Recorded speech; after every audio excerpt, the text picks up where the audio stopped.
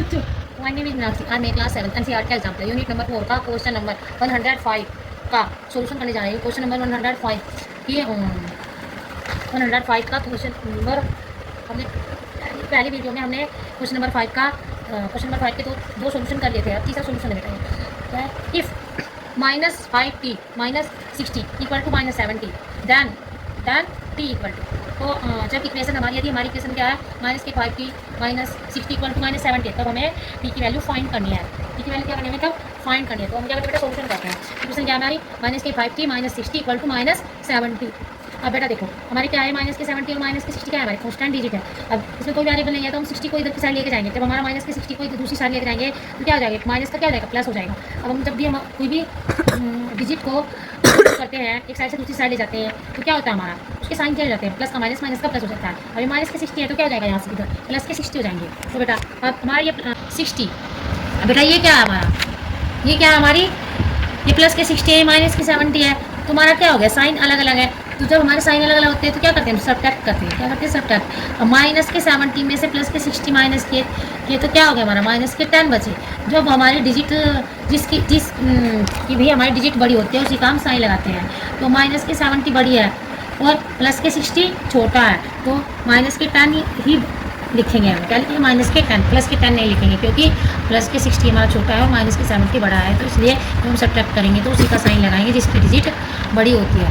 तो माइनस के 70 बड़ा है इसलिए माइनस के 70 में से प्लस के 60 गए तो माइनस के 10 बचे। तो 5t माइनस के 5t, अब t के साथ माइनस के 5 क्या है, मल्टीप्लाई में है, इधर जाके क्या हो जाएगा, डिवाइड में हो जाएगा। तो t इक्वल टू क्या हो जाएगा हमारा, t इक्वल टू हो जाएगा माइनस के 10 अपॉन माइनस के 5। माइनस से माइनस कैंसिल हो जाएगा। अब हम क्या करेंगे, 5 टू जा क्या होते हैं, 5 टू जा 10। अब t की वैल्यू क्या आ जाएगी, 2। यही हमारा आंसर है। अब सोल्यूशन 2 में क्या है, if 1/4s plus 80 plus 98 sorry बेटा plus 98 equal to 100 then s equal to, अब हमें क्या बताना है, यदि 1/4s प्लस 98 इक्वल टू 100 है तब हमें s की वैल्यू फाइंड करनी है। क्या करनी है, हमें s की वैल्यू फाइंड करनी है। तो हम क्या करते हैं बेटा, सॉल्यूशन करते हैं। क्या करते हैं, solution. 1/4s plus 98 equal to 100। अब बेटा क्या है 1/4s, तो यहीं पर आने देते हैं। 98 हमारा कॉन्स्टेंट डिजिट है तो इधर दूसरी साइड लेके जाएंगे। और जब हम दूसरी इसको प्लस के 98 को दूसरी साइड लेके जाएंगे तो माइनस के 98 हो जाएंगे। क्या हो जाएगा हमारे, माइनस के 98। अब 100 में से 98 माइनस किए तो क्या बचे हमारे, 2 बचे। क्या बचे, 2 बचे। 1/4s equal to 2। अब बेटा अब ये जब हमारे ऐसे इसके साथ में 1/4 के साथ में ऐसे मल्टीप्लाई होता है तो इसको हम हमेशा डिनोमिनेटर में मल्टीप्लाई करते हैं। कहाँ करते हैं, हम डिनोमिनेटर में मल्टीप्लाई करते हैं। कभी भी हम एस को डिनोमिनेटर में मल्टीप्लाई नहीं करेंगे अगर हमारे ऐसे मल्टीप्लाई होगा। अब बेटा s/4 हो जाएगा, ये जगह s/4। अब ये s के साथ में हमारा क्या है, 4 डिवाइड में है, अपॉन में है। हमारा दूसरी साइड में 4 को लेके जाएंगे तो क्या हो जाएगा, मल्टीप्लाई में हो जाएगा। क्योंकि मैं s की वैल्यू निकालनी है। अब क्या करना है बेटा, 4 को इधर लेंगे तो क्या हो जाएगा, मल्टीप्लाई में आ जाएगा। तो ये डिवाइड में है यहाँ पर, तो यहाँ पर आकर क्या हो जाएगा, मल्टीप्लाई में। तो 4 को 2 से हम क्या करेंगे, मल्टीप्लाई करते हैं। 4 से 2 को मल्टीप्लाई किया तो क्या हो गया हमारा, s की वैल्यू क्या आ गई हमारी, 8 आ गई। तो ये हमारा आंसर है।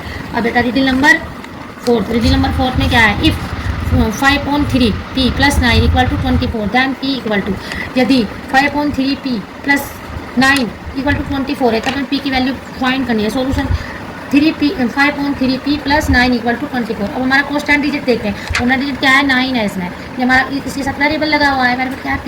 तो हम कॉन्स्टेंट को इधर लेके जाएंगे 9 को। अब ये प्लस के 9 है, प्लस के 9 को जब हम दूसरी साइड लेके जाएंगे तो माइनस के 9 हो जाएंगे। क्या हो जाएंगे, माइनस के 9 हो जाएंगे। अब 5/3p इक्वल टू 24 माइनस 9।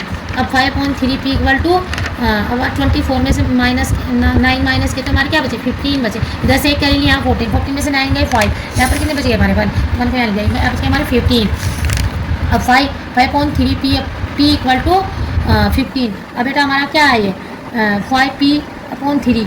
अब ये 3 हमारा क्या है, डिवाइड में है। क्या हमारा 3 डिवाइड में, दूसरी साइड लेके जाएंगे तो क्या हो जाएगा, p के साथ में, वो सॉरी बेटा 15 के साथ में, 3 को 15 के साथ में लेके जाएंगे तो क्या हो जाएगा हमारा, मल्टीप्लाई हो जाएगा। डिवाइड का क्या हो जाएगा हमारा, मल्टीप्लाई हो जाएगा। तो हम 15 के साथ में मल्टीप्लाई कर देते हैं।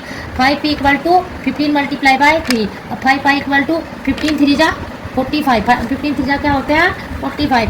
अब p के साथ में 5 क्या है, मल्टीप्लाई में, उसे जाके क्या हो जाएगा 5 डिवाइड में हो जाएगा। अब हम डिवाइड करते हैं तो 45/5, तो 5 से 45 को डिवाइड करते तो क्या हो जाएगा, 5 9 जा 45, 5 9 जा 45। तो p की वैल्यू क्या आ जाएगी हमारी, 9 आ जाएगी। p की वैल्यू क्या आ जाएगी हमारी, 9। ये हमारा आंसर।